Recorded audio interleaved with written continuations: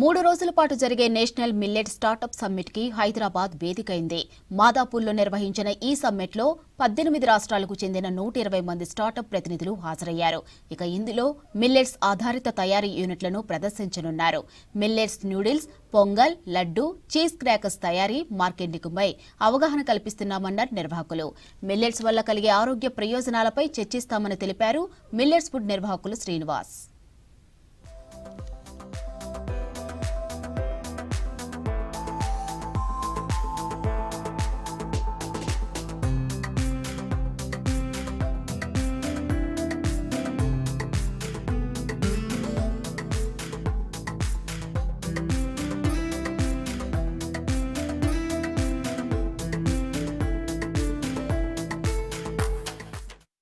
National millet startup summit 2025ని ఈ రోజుని మనం స్టార్ట్ చేయడం జరిగిందండి.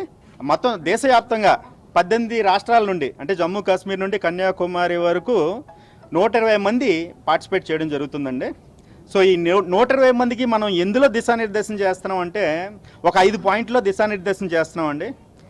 ఫస్ట్ పాయింట్ ఏంటంటే మిల్లెట్ అనే దాన్ని ముందుకు తీసుకెళ్ళాలి. ఇప్పుడు యాక్చువల్గా మేము పెట్టిన organisation name millets national media portal www.millets.news. దీని ద్వారా మనం ఏంటంటే మిల్లెట్స్ని ప్రమోట్ చేయడమే మా duty. So healthy India build చేయడమే మా డ్యూటీ. దాని గురించి అన్ని రకాలుగా మేము కష్టపడుతున్నాం. అయితే ఈరోజు ఈ నేషనల్ సమ్మిట్ పెట్టడానికి కారణం ఏంటంటే మిల్లెట్స్ మ్యానుఫ్యాక్చరింగ్ యూనిట్ పెట్టాలని చాలామందికి ఉంది. బట్ ఏంటంటే they are not having more, అంటే దానికి రిసోర్సెస్ లేవన్నమాట. అందుకని మన ఈ సమ్మిట్ ద్వారా వాళ్ళు వచ్చిన వాళ్ళకి ఒక 5 విషయాల్లో మనం ట్రైనింగ్ ఇస్తున్నామండి, గైడెన్స్ ఇస్తున్నాం. నెంబర్ 1 ఏంటంటే మిల్లెట్ ఇన్నోవేషన్, అంటే మిల్లెట్లో ఏ ప్రోడక్ట్ తినాలి. ఇప్పుడు సామలు, కొర్రలు అనుకోండి, అవి ఎక్కడ దొరుకుతాయి, దానికి మ్యానుఫ్యాక్చరింగ్ యూనిట్ ఏం అవసరం లేదు.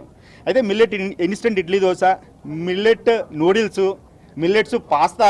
అంటే ఈరోజు మనకి యంగ్స్టర్స్ కానివ్వండి, లేదంటే పెద్దవాళ్ళు కానివ్వండి, అందరికీ కూడా ఫాస్ట్ ఫుడ్స్ అంటేనే బాగా ఇష్టం. అది హెల్త్కి మంచిది కాదని తెలిసినప్పటికి కూడా మరి అటువంటి ఫాస్ట్ ఫుడ్స్ నేమ్స్ ఏవైతే ఉన్నాయో ఆ నేమ్స్ పెట్టి మనం మిల్లెట్స్కి ఇన్నోవేషన్ క్రియేట్ చేసి మిల్లెట్ ప్రోడక్ట్స్ తయారు చేయడం, అది ఫస్ట్ వన్ అండి, నెంబర్ 1. రెండోది ఏంటంటే అది తయారు చేయడానికి రా మెటీరియల్ కావాలి. ఆ రా మెటీరియల్ ఎక్కడ దొరుకుతుంది, అందుకని మనం ఒక ఆథరైజేషన్తో రా మెటీరియల్ గురించి చెప్పడం అండి. రెండోది, ఒకడు ₹1,00,000 అంటాడు, అదే మిషన్ 5 లక్షలు అంటాడు, ఎందుకంటే ఇది క్వాలిటీ ఇంపోర్టెడ్ అంటాడు. రెండో ఒకటే.